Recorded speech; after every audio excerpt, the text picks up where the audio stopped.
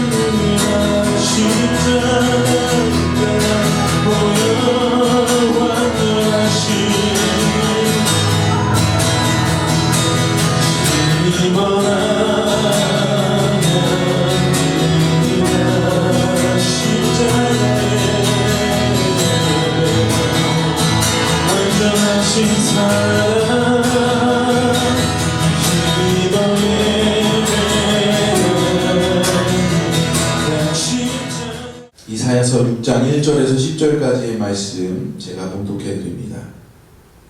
우시야 왕이 죽던 해에 내가 본즉 주께서 높이 드신 보좌에 앉으셨는데 그의 옷자락은 성전에 가득하였고 스랍들이 모시고 섰는데 각기 6날개가 있어 그 둘로는 자기의 얼굴을 가리었고 그 둘로는 자기 발을 가리었고 그 둘로는 날며 서로 불러 이르되 거룩하다 거룩하다 거룩하다 만군의 여호와여 그의 영광이 온 땅에 충만하도다.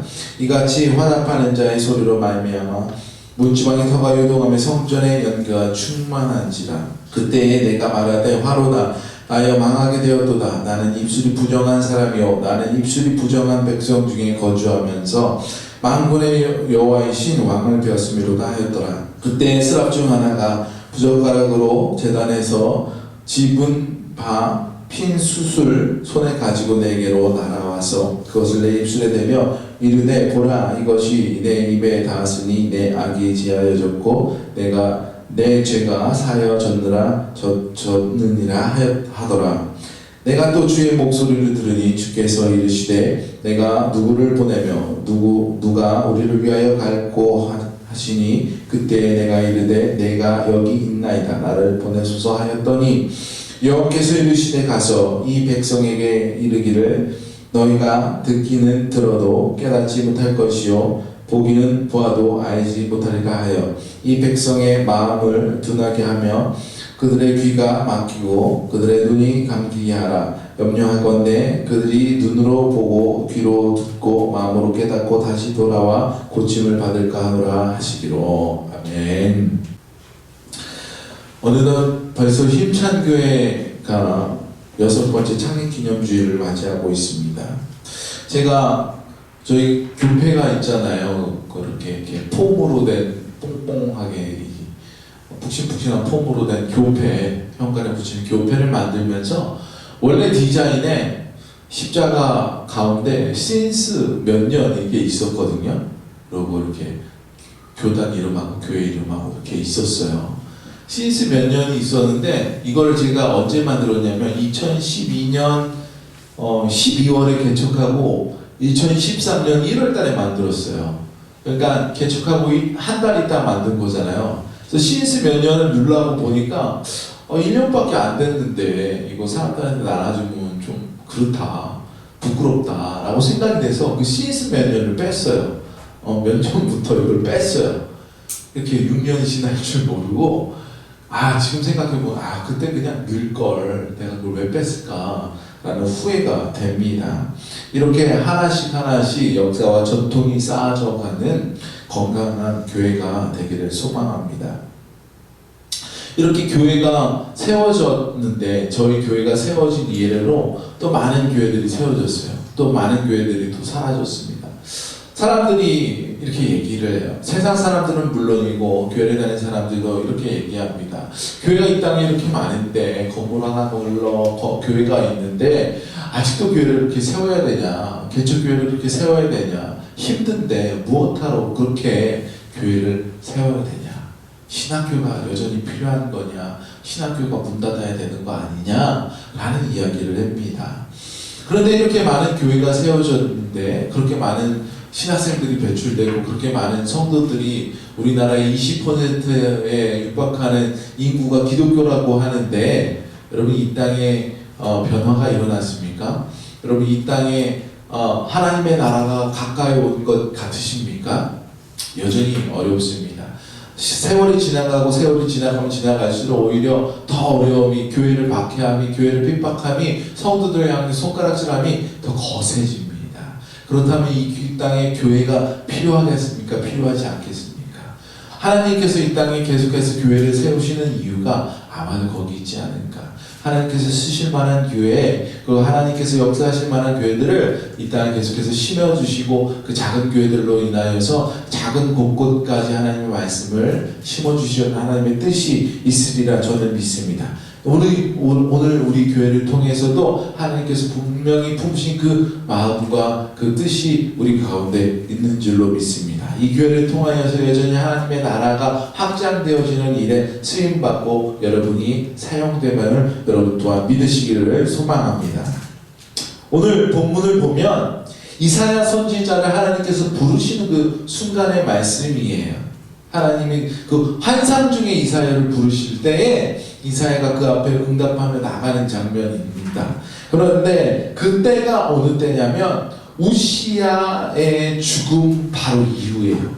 여러분, 우시야는 이스라엘이 남유다와 북이스라엘로 나누어지고 몇 대를 후에 걸쳐서 세워진 남유다의 왕입니다.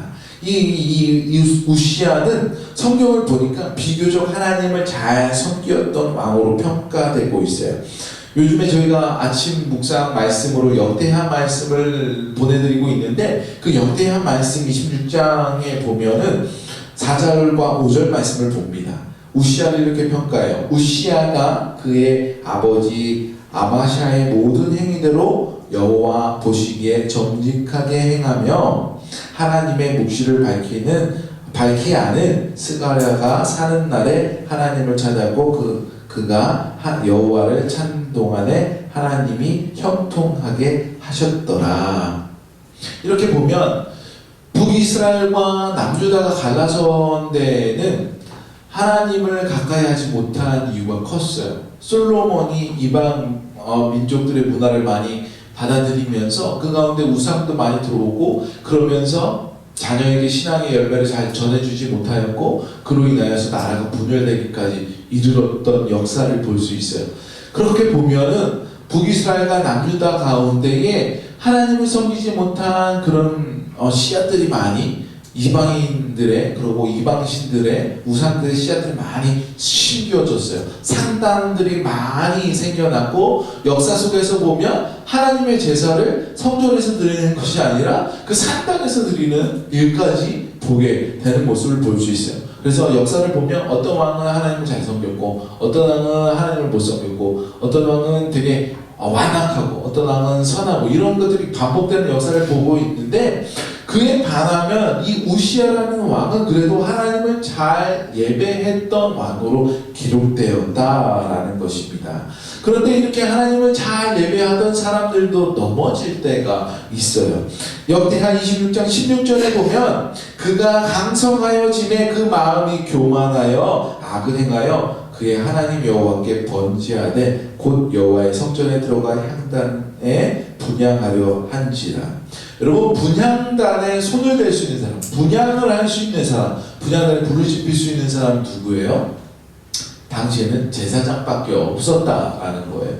그런데 이 우시야가 그 마음에 교만하여졌다라고 말씀하고 있어요. 그가 언제? 강성하여졌을 때. 그가 연약할 때는 하나님을 찾고 하나님을 부르짖으며 기도하며 예배하였더니 그가 잘 되고 나니까 그것을 다 까먹고 하나님의 은혜가 아닌 내 능력, 나의 자랑으로 교만하여졌다라는 거예요. 그래서 어떻게 됩니까?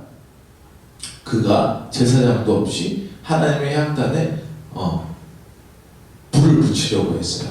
그것은 제사장을 무시하는 것이 아니라 하나님을 무시하는 것이에요.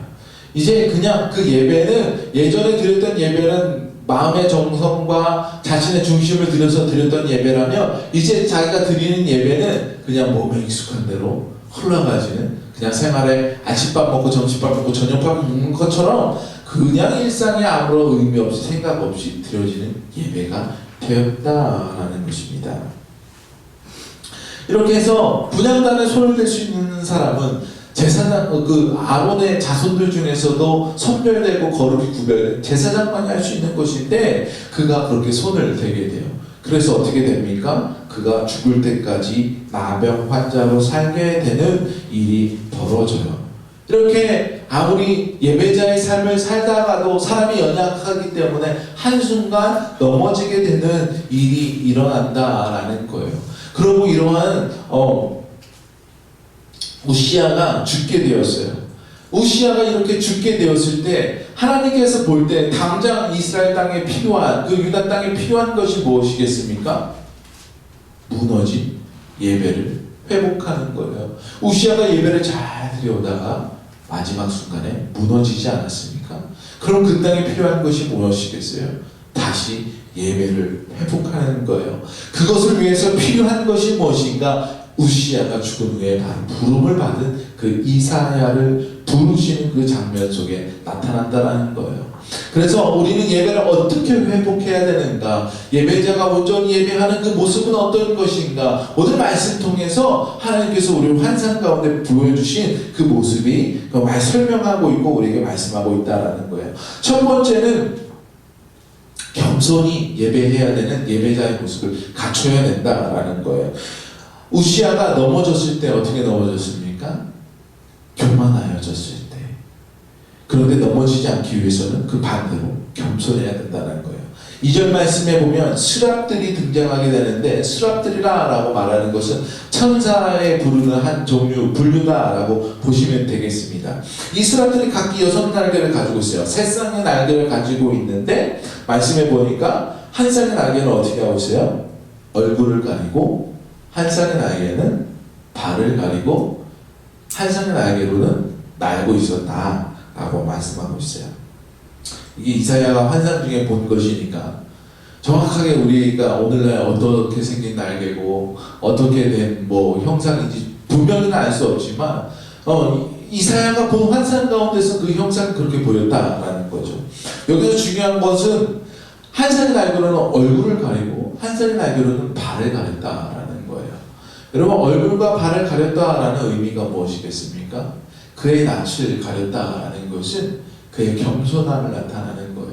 여러분, 발은 가장 신체 아래에 있는 것이고 더러운 땅을 밟는 것입니다.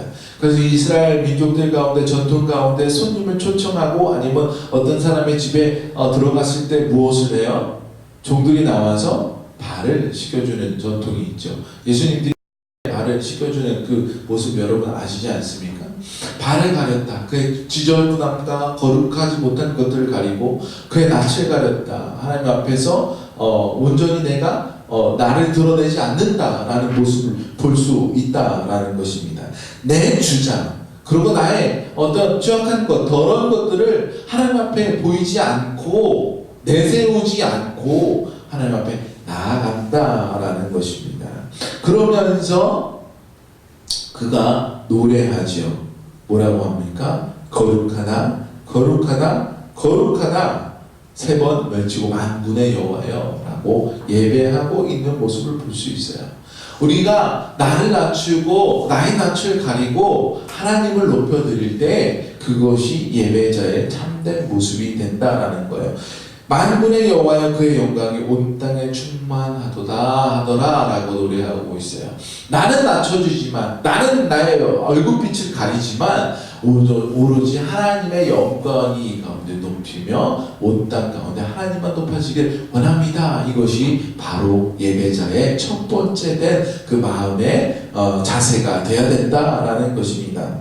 이렇게 천사들이 예배하고 나아갈 때에 두 번째 예배자의 모습이 나타나요. 이렇게 예배하는 가운데 은혜가 되고 그 마음 가운데 기쁨이 넘칠 때에 우리 마음 가운데 중심에 드는 생각이 무엇이 있어야 되는가? 물론 기쁨과 평안도 있어야 되겠지만 여기에서 이사야가 이렇게 고백합니다. 5절 말씀에 나는 망하게 되었도다. 갑자기 막 예배하고 거룩하다 거룩하다 만군의 여호와여 막 이러고 있는데 갑자기 이사야가 여기서 생뚱맞게 나여 망하게 되었도다. 나는 입술이 부정한 사람이요 나는 입술이 부정한 백성 중에 거주하면서 만군의 여호와이신 왕을 배웠음이로다. 겸손히 예비하며 그 은혜를 충분히 만끽한 사람은 자신의 죄를 돌아보게 된다는 거예요. 여러분, 사도 바울 아시죠? 사도 바울이 처음에는 예수 믿는 사람을 핍박하던 사람이었어요. 예수 만나기 전이었어요. 그 다음에 예수님을 만났습니다. 그가 거룩함으로 새로운 옷을 입었을 때 그가 뭐라고 해요? 나는 괴수 중에 괴수라고 고백하는 모습을 볼 수 있어요. 나는 내가 매일 죽노라 라고 고백하는 모습을 볼 수 있어요. 그가 은혜를 보고 예배하는 자리에 나갔을 때, 예수님을 진정으로 만나게 되었을 때 나는 죄인입니다 라고 고백하고 있다라는 거예요. 우리가 전도하기 어려운 이유 중에 하나가 무엇입니까? 사람들에게 당신은 죄인입니다 라를 인식시키는 것이 너무 어려워요. 나는 법을 잘 지키고 살았는데요. 저는 문제 없이 살았는데요. 양심에 꺼리낌 없이 살았는데요. 내가 왜 죄인입니까? 내가 다른 사람한테 해야 될 것을 한 것도 없는데 말이죠. 우리가 예수 믿게 되면 그것 외에 내가 죄로 지은 것이 얼마나 많은지 깨닫게 돼요. 내 안에 있는 죄성이 얼마나 강력한지 우리가 깨닫게 되는 것이 예배를 온전히 드린 사람의 깨달음입니다. 여러분, 우리가 죄인임을 고백하지 않는 사람은 하나님을 높일 수 없는 사람과 동일해요. 왜냐하면 그 마음과는 여전히 교만함이 있기 때문이에요. 우시야와 같이 그가 강성해지자 하나님을 버릴 만한 사람이다 라는 것입니다. 그렇기 때문에 우리가 예배자로서 은혜를 나누는 사람, 하나님을 만난 사람은 자신을 내려놓고 회개할 줄 아는 사람이 되어야 돼요. 그리고 회개함으로 나아갔을 때 하나님을 더욱더 높이 올릴 수 있는 사람이 됩니다. 6절 말씀을 이어서 보면 그 천사들 중에 하나가 제단에서 그 지문 숯을 가지고 날아와서 이사야의 입에 대면 이제 용서받았음을 이야기하는 장면이 나오죠. 예배의 자리는 우리가 하나님께 영광 돌리는 자리와 동시에 우리의 죄가 사함받는 자리임을 여러분 아시기 바랍니다. 우리가 예배에 나와서 내가 죄인임을 고백하지 않으면 언제 우리가 죄사함을 받을 수 있겠습니까? 우리가 예배의 자리에 나와서 죄사함으로 나아가며 그 예배의 자리에서 우리 죄사함을 받았다라는 의미는 곧 우리의 회복을 의미하는 것입니다. 우리가 예배의 자리에 나와서 죄인임을 고백함과 동시에 우리의 영이 회복됨을 얻으시기를 주님의 이름으로 축복합니다.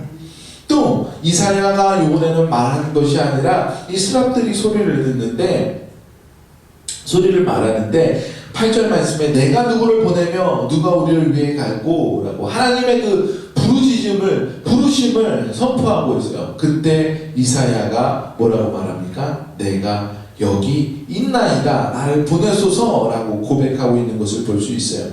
예배를 통하여서 회개하고 회복됐어요. 변화받은 예배자의 그 다음 행보가 무엇이겠습니까? 주님, 내가 여기 있습니다 라고 손을 드는 거예요. 여전히 주님은 예배할 사람을 찾고 있고요. 여전히 주님은 밖에 잃어버린 양들을 부르시고 계세요. 그런데 그 위에서 일할 손길이 없다면 어떻게 하시겠습니까? 주님, 내가 여기 있습니다 라고 우리가 손들 줄 알아야 된다라는 것입니다. 우리가 우리의 삶을 주님 앞에 내어던지며 또 세상을 향하여 나갈 수 있는 그 발걸음이 세상을 향해 나갈 수 있는 발걸음을 가진 자가 바로 예배자의 모습이다라는 것입니다. 오늘날 교회에 사람을 부르신 것은 하나님께서 교회에 사람을 가둬두고 우리들끼리만 꽁냥꽁냥 기뻐하고 즐겨하고 이것을 원하여서 우리가 교회에 모인 것이 아니라 모인 우리가 이 가운데 힘을 얻고 예배 능력으로 세상에 향하여서 나갈 수 있도록 하기 위해서 부르셨다라는 사실을 여러분 믿으시기 바랍니다. 예수님께서 이 땅에 오신 이후, 그리고 예수님께서 부활하시고 승천하실 때 우리에게 주신 그 사명이 무엇입니까? 땅끝까지 가서 복음을 증거하라라는 것이 우리의 사명 아니겠습니까? 여러분, 우리의 입술로서, 때로는 우리의 삶의 모양으로서, 우리의 가정이나 일터나 학업하는 학교나 어느 만나는 이웃이나 친구들 가운데서 여전히 우리는 그곳에서 교회의 모습으로, 그리스도께 부름받은 모습으로 또 내가 그곳에서 주님, 내가 여기 있습니다 라고 응답할 수 있는 예배자가 되어야 될 줄로 믿습니다. 주님께서 이제 이 땅에 오시는 그 성탄절이 다가오고 있지 않습니까?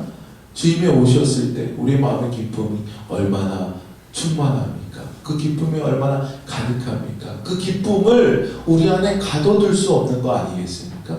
우리도 나아가서 외쳐야 될 줄로 믿습니다. 있습니다. 힘찬 교회가 이 가운데 세워진 이유는 우리만 여기서 먹고 마시고 꽁냥꽁냥을 하는 것이 아니라 이 땅을 변화시킬 하나님의 은혜와 능력을 우리에게 주시고 우리가 세상으로 나가야 라는 말씀이 있음을 여러분 믿으시기 바랍니다. 하나님의 계획이 있음을 믿으시기 바랍니다.